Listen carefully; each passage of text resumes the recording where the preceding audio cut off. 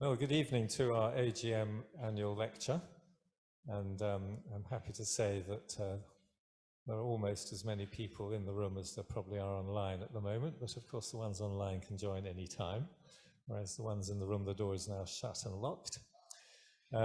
It's my great pleasure to welcome Vesta, who's well known, of course, to everybody, as our Vice President and Curator of Coins and Medals at the British Museum, and who's been working for many years on a fantastic project for Parthian and also Sasanian coins, several volumes of which have now been published. And today she's going to talk about what it says on the wall behind me, which is about Parthian coins. And I'm sure we're all looking forward to hearing her give her lecture. Thank you very much, Vesta.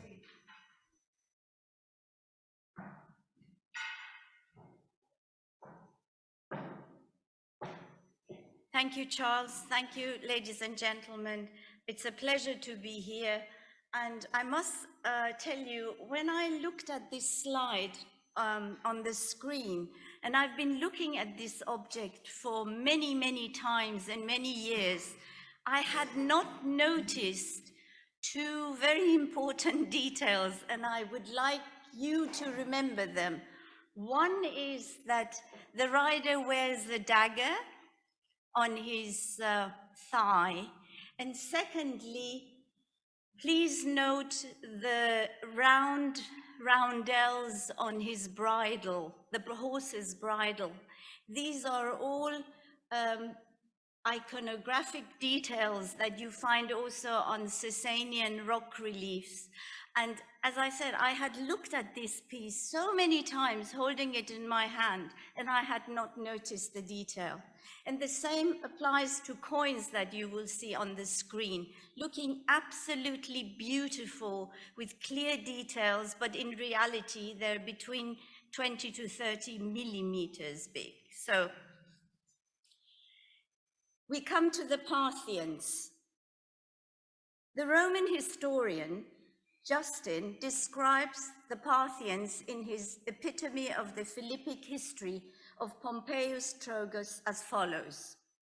The Parthians, in whose hands the empire of the East now is, having divided the world, as it were, with the Romans, were originally exiles from Scythia. Being assailed by the Romans, also in 3 wars, under the conduct of the greatest generals, and at the most flourishing period of the Republic, they alone, of all nations, were not only a match for them, but came off victorious. Our knowledge of the origins of the Parthian Arsacids, or the Arsacid dynasty, is mostly based on secondary sources from Greek and Latin authors, who were principally writing in the 1st and 2nd centuries AD. They weren't even contemporaries of what they were writing about. Their sources, moreover, were often earlier works written by geographers, historians, and chroniclers with no direct knowledge of the distant lands of the peoples they described. Unfortunately, no such tradition existed in the Iranian world. The Parthians hardly feature, for example, in the Shahnameh, the Book of Kings. And hence, both ancient and modern historians alike have largely neglected the formative years of the Parthian state. Our understanding of the early Arsacids is patchy and incomplete as a result. Nevertheless, in recent years, the study of Arsacid coinage has contributed to a more nuanced understanding of this important period in Iranian history, and I think it's one of the most important periods in ancient Iranian history. We are told in classical sources that it was customary to call the kings of Parthia Arsacis, Parthian Arshak, Persian Arash or Arshak, after the founder of the ruling dynasty, Arsacid I. Although the kings all had personal names, such as Mithradates, Mehdad, Artabanus, Ardavan, Farhad, Phraates, and so on, They usually referred to themselves on their coinage simply as Arsaces, in the Greek genitive form Arsakou, of Arsaces.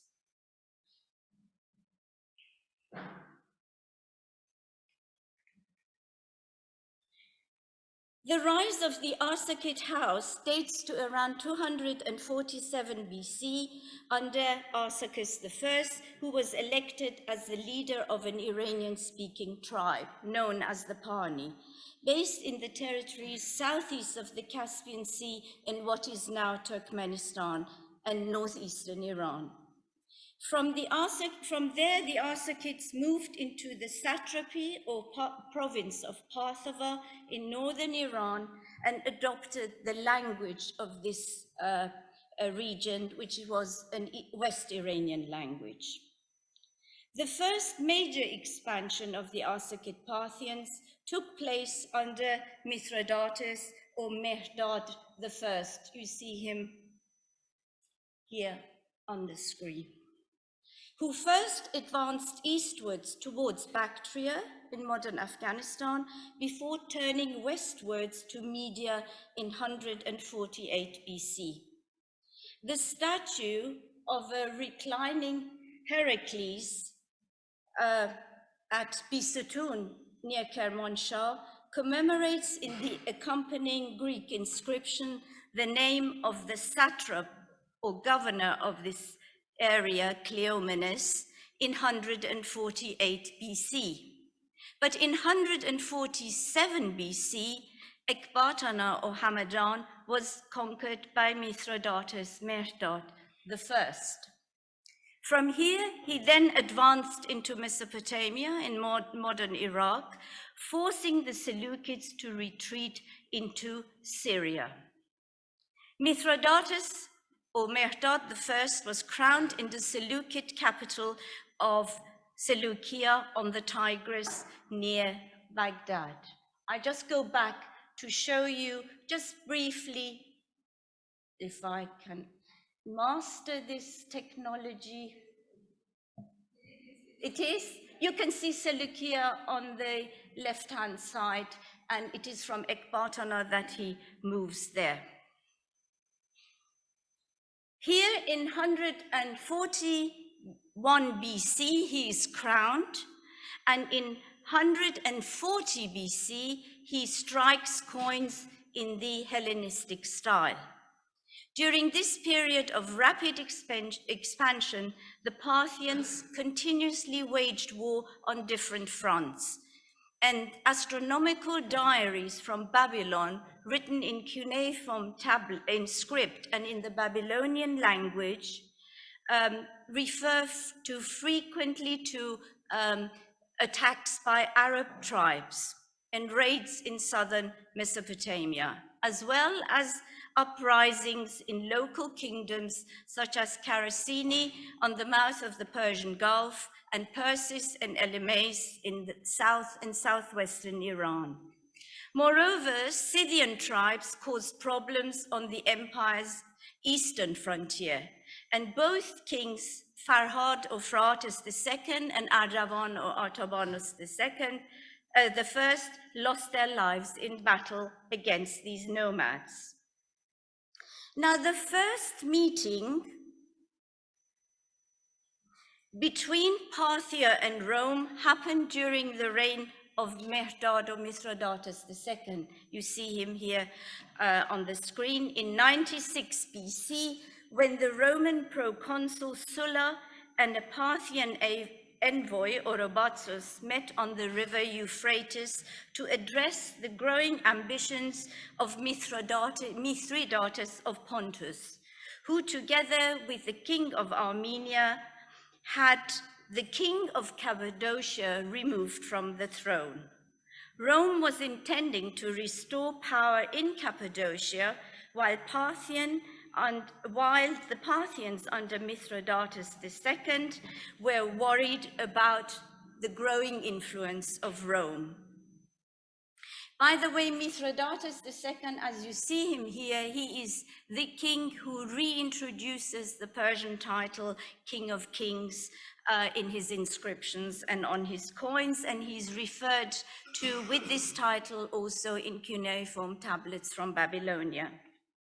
The river Euphrates, which from now on became more or less the western frontier of Parthia, set the scene for the complex and dynamic relationship that was to unfold between the two superpowers over the next 3 centuries.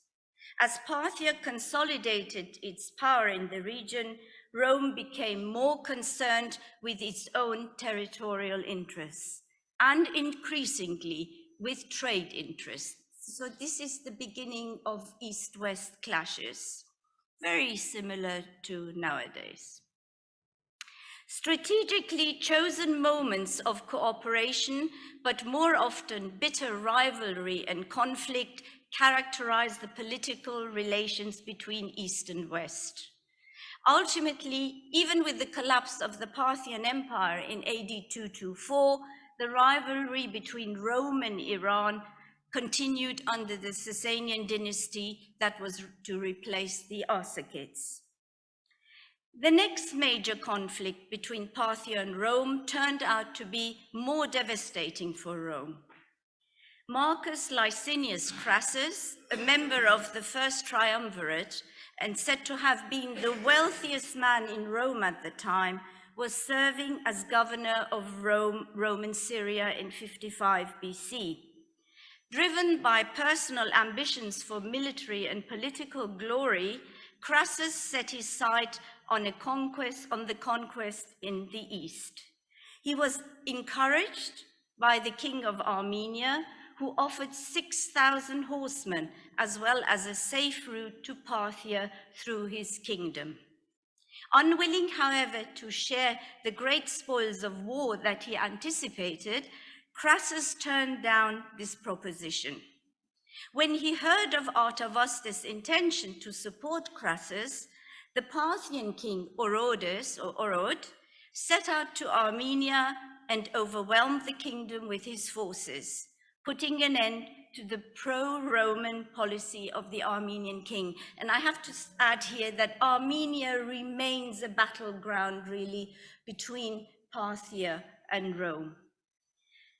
Crassus chose to march from his base in Syria to the Parthian frontier through northern Mesopotamia in 54 BC.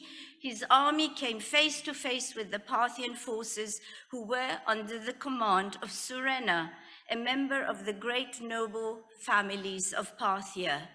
He is described in Plutarch's Life of Crassus as follows: "Nor was Surena an ordinary man at all, but in wealth, birth, and consideration. He stood next to the king. He was the foremost Parthian of his time. Moreover, he enjoyed the ancient and hereditary privilege of being first to set the crown upon the head of the Parthian king." And this tradition actually continues in the Sasanian period. The Surens and the Carans are one of the 7 families who crown the Sasanian king. Before the actual encounter, a group of envoys was sent by Orodus to the Roman camp to inquire about the reasons for Crassus' planned invasion.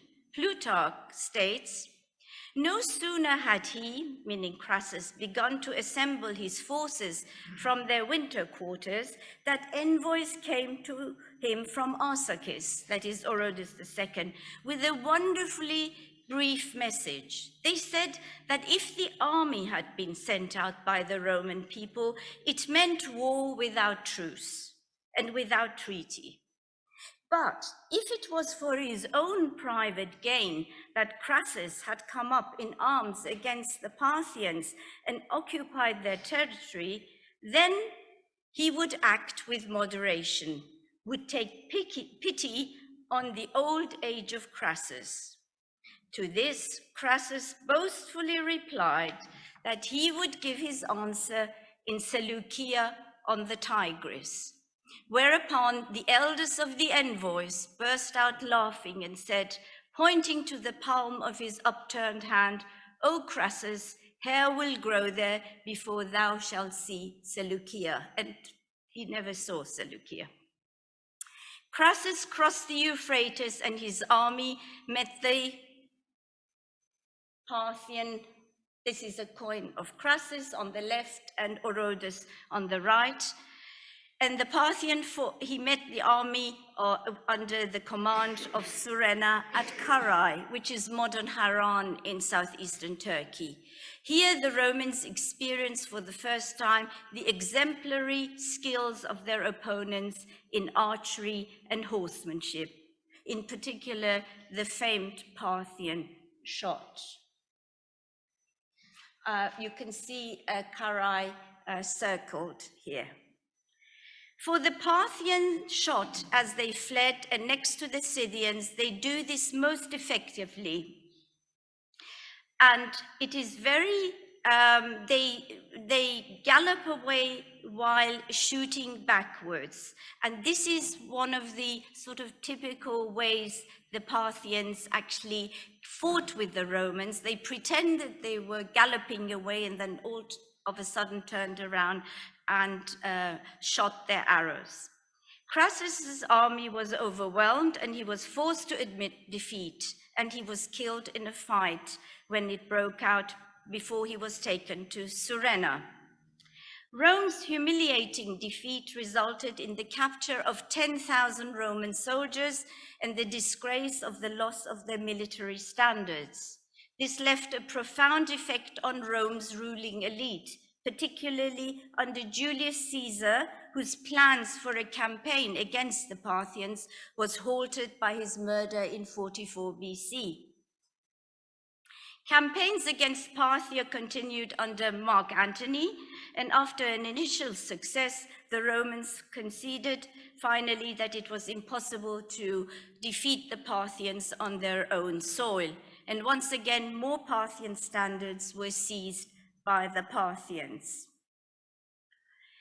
Internally, here you see an image of the bronze Parthian statue of Shami in the National Museum of Iran, and on the right, another terracotta figurine in the British Museum.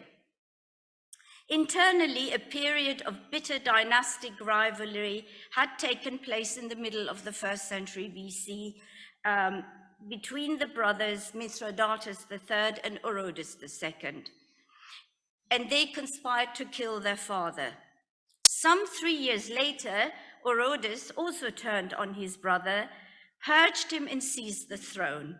His coins followed an iconographic tradition that had been adopted by his brother and placed a sun and a moon crescent above his head on his coins. On other coins,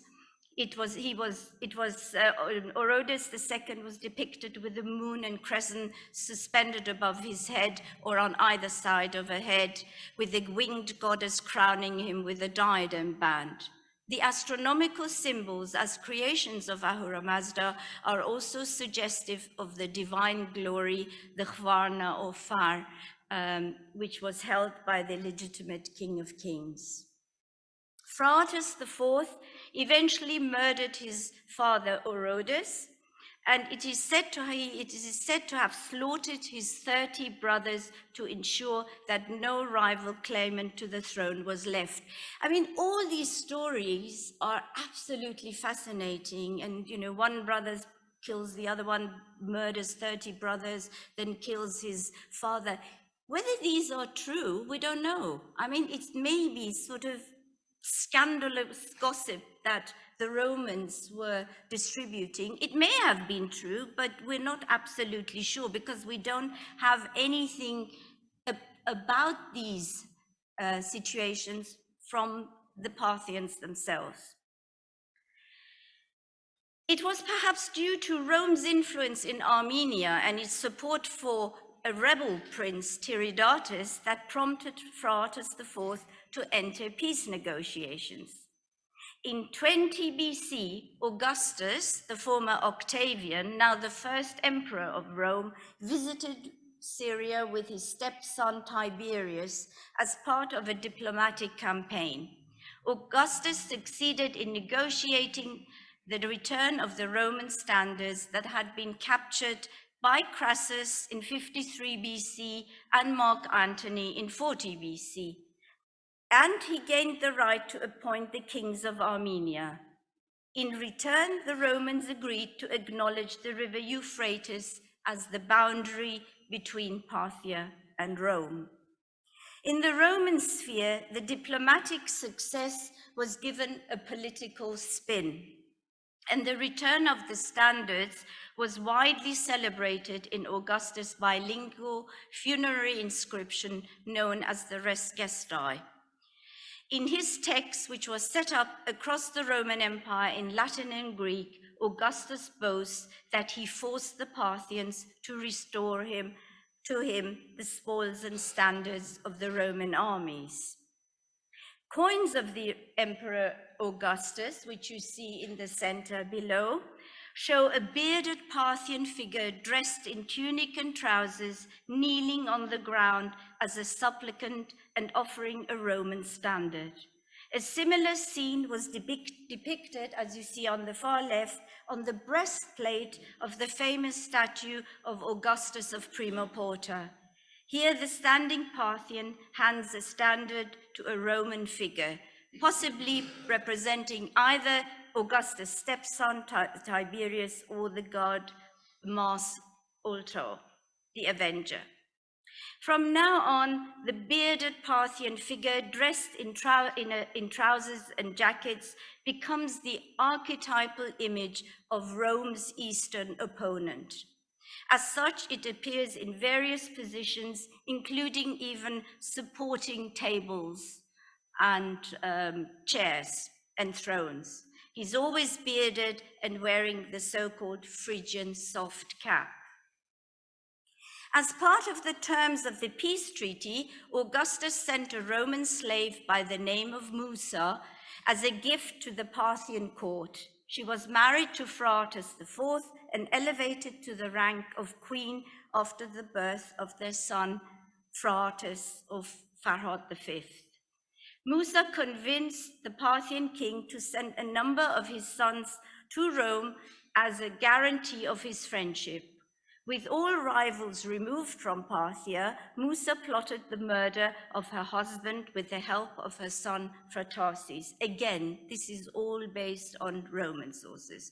Musa then married her son, and the two ruled jointly and struck coins. As you see here, on the front, Phraates, on the back, Musa.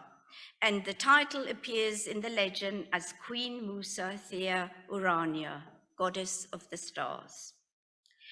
Rivalry between Parthia and Rome continued, and as the buffer state between the two powers, Armenia often found itself center stage in the power struggle. This is also evidenced in an exchange of letters between the Parthian king Artabanus II and the Emperor Tiberius of Rome, and the following was reported by Tacitus.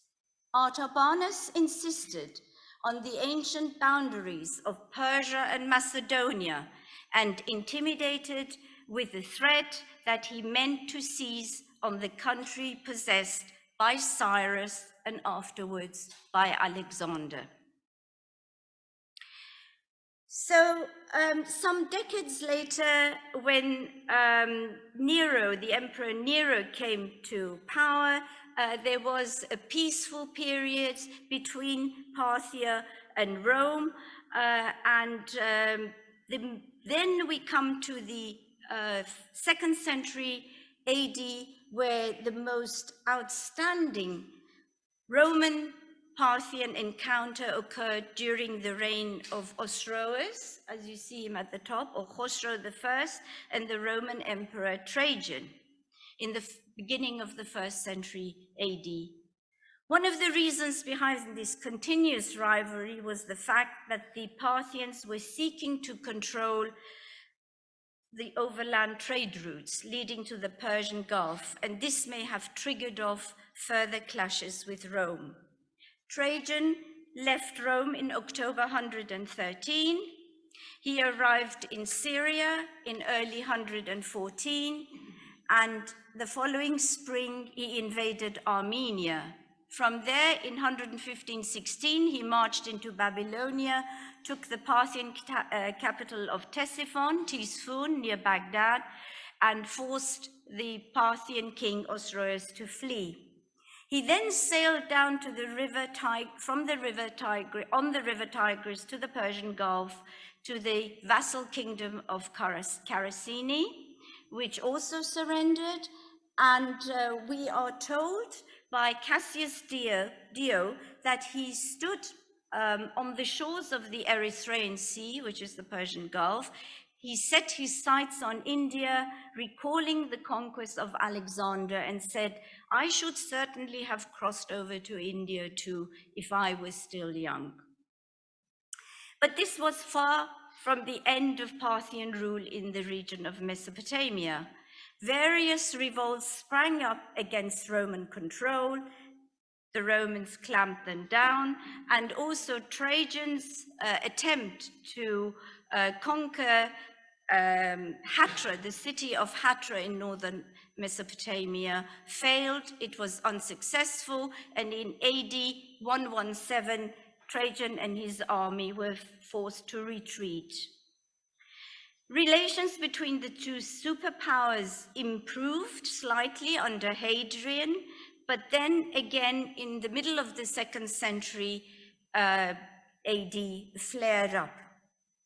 And I would just want to show you some other Roman emperors who, as a result of their clashes and also temporary conquest of areas in Mesopotamia, for example, minted coins and adopted the title Particus Maximus, great victor in Parthia. And this, for example, Marcus Aurelius and Septimus Severus. Here you see coins of a coin of Septimus Severus, who also campaigned against Parthia. He also went as far as Hatra in northern Mesopotamia, but his attempts also failed and he had to retreat. But he glorified and commemorated his so-called conquest of actually Hatra on his arch, a triumphal arch in Rome, and also on one of the panels you see the captive Parthians with the bearded captive Parthian with the Phrygian cap. Rome was very much interested in the trade of luxury goods with the East, in particular silk and spices, but the mounting power of Parthia created political and economic obstacle. Chinese accounts from the end of the 1st century report that Rome always had the desire to send envoys to China, but the Parthians wanted to sell the goods themselves and therefore blocked the way all the way through. The Chinese also refer to the fact that the Parthians wanted to remain the middlemen and they did not want to have any contact between China and Rome directly. In the West, a series of cities provided safe journey for merchants traveling between Rome's eastern frontier and Parthia. These were known as the Caravan cities, and they include sites such as Petra in modern Jordan, Palmyra in Syria, Dura Europos, also in Syria on the river Euphrates, Hatra, and also Spazinu Karax in southern Iraq. The Caravan inscriptions testify to the movement of merchants, especially from Vologazias in Babylonia, southwest to Spazinu Karax in Caracini, and then northwest to Palmyra. For example, a bilingual Greek Palmyrene inscription dating to 150 AD from the Agora of Palmyra refers to merchants by name who led caravans from Palmyra to Parthia. We also know how merchants in Palmyra very much imitated the art of Parthia by depicting themselves in the sort of type of Parthian costume and also Parthian hairstyle on their sarcophagi.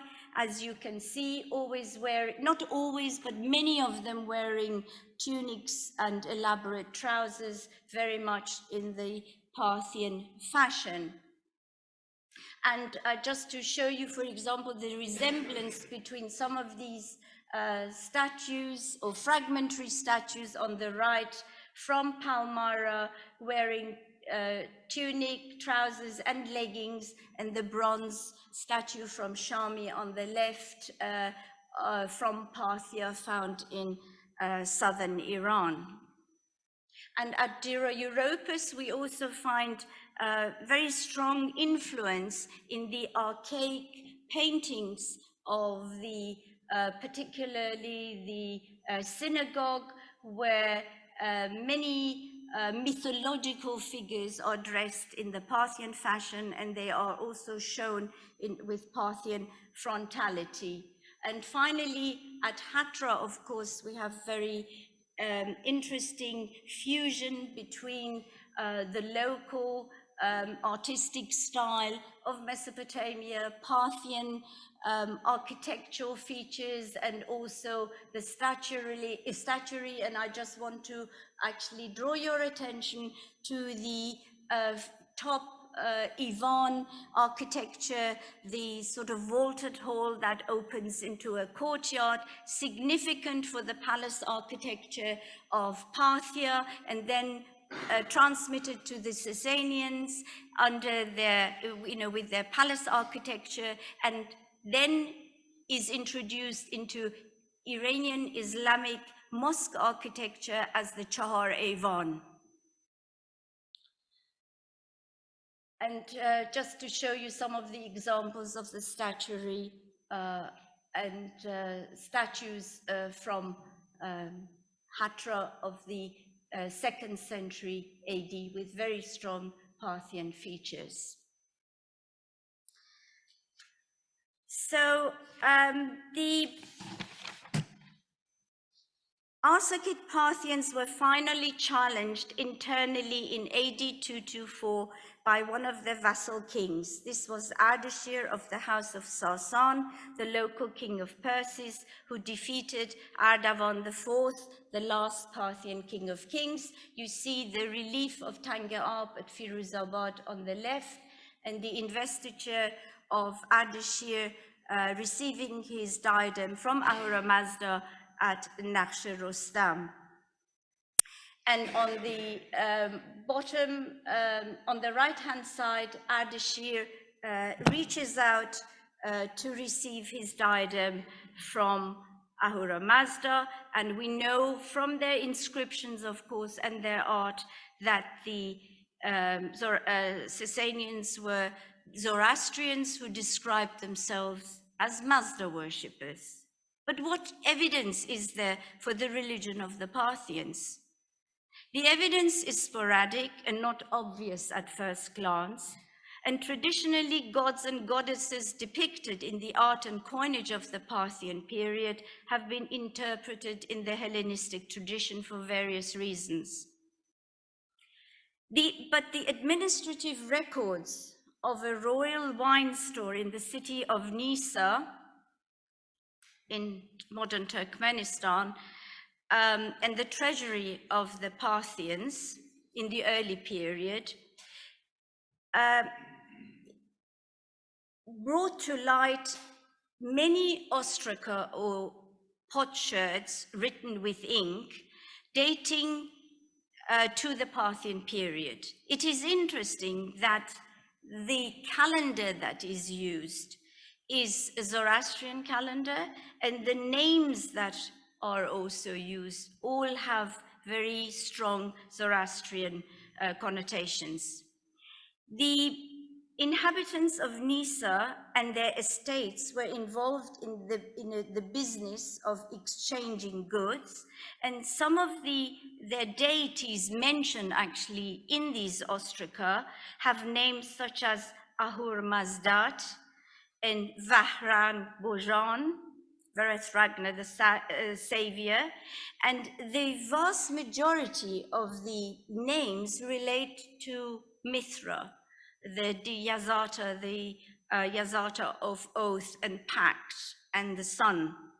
And while it is quite clear that the Parthians definitely or it seems that the ruling dynasty were following the Zoroastrian religion, it is also quite clear that Mithra within the Parthian dynasty played a very important role, because many of the kings of the Parthian Arsacid dynasty have names like Mithradates or Mehbarzan or Mehfan.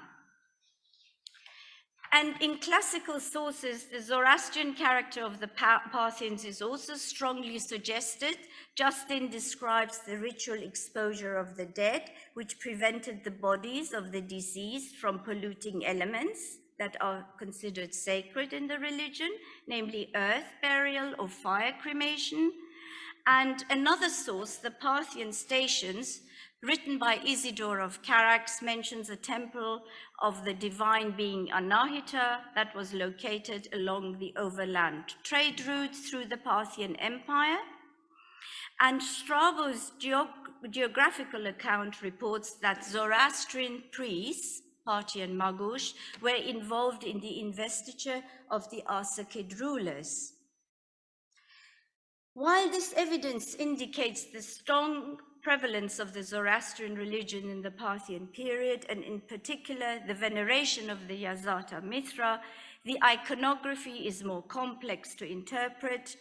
The Arsacids came onto the political scene during Seleucid rule, and they were probably quite keen to present themselves, to begin with certainly, as the successors to the Macedonian rulers in the region, and therefore they made use of divine imagery that resonated with the Greek-speaking elites. But this does not mean that when they looked at these images, they necessarily thought of Greek gods, but they used the iconography, they adopted the iconography. To wrap up, despite the importance of the Parthian Empire and its lasting influence in the art and culture of the Near East, ancient Near East, I showed you some examples such as the Ivan architecture and the plaster decorations on architectural features, the combat scenes, the jousting scenes, and the Parthian costume. Very little attention has been paid to the understanding and evaluation of this period. The paucity of primary written sources has made scholars depend heavily on classical sources from the Greco-Roman world, which by nature are biased, and in addition, European Romanticism of the 19th century elevated the legacy of classical antiquity in order to create a European identity based on the glories of ancient Greece and Rome.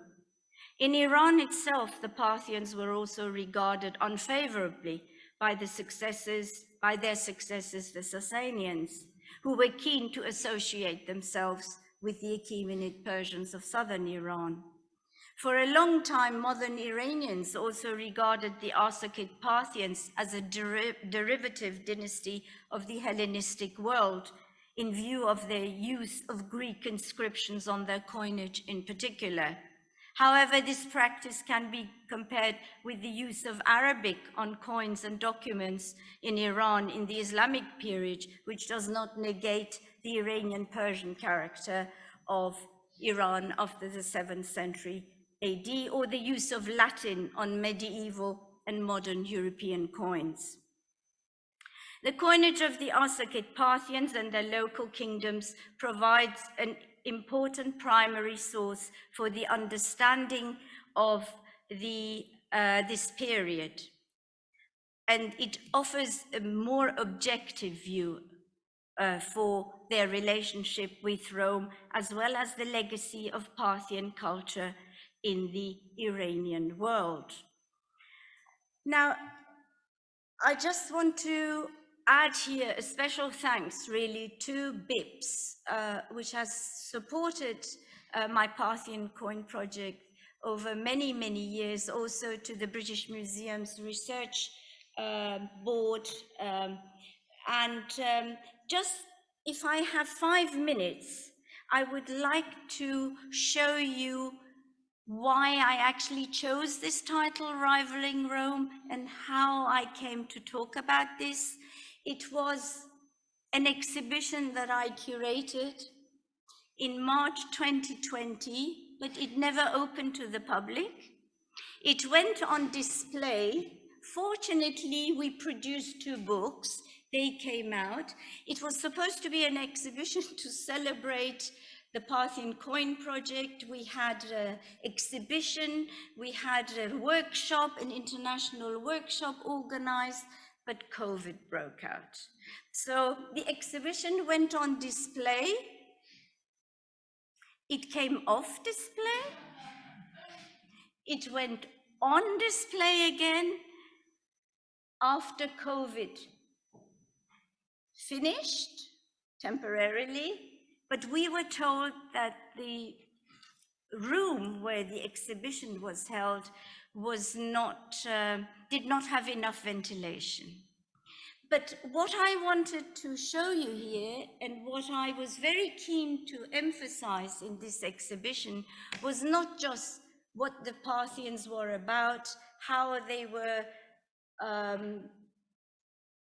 rivaling Rome, but also what their legacy was. The Parthians left a huge legacy in the succeeding Sasanian period, but unfortunately, as I mentioned before, we don't have really much evidence. But I believe that the whole idea of chivalry and heroism that we know and we associate in the Shahnameh with the heroic, the Pahlavani, the heroic period comes, and it does. All the names are Parthian names, all the stories are Parthian. Rostam is a Sagzi, he comes from Sistan, he's a local king from southeastern Iran. So all his stories are then adopted as part of the Sasanian sort of vocabulary and our understanding. And what I also tried to show in this exhibition, you may not agree with me, but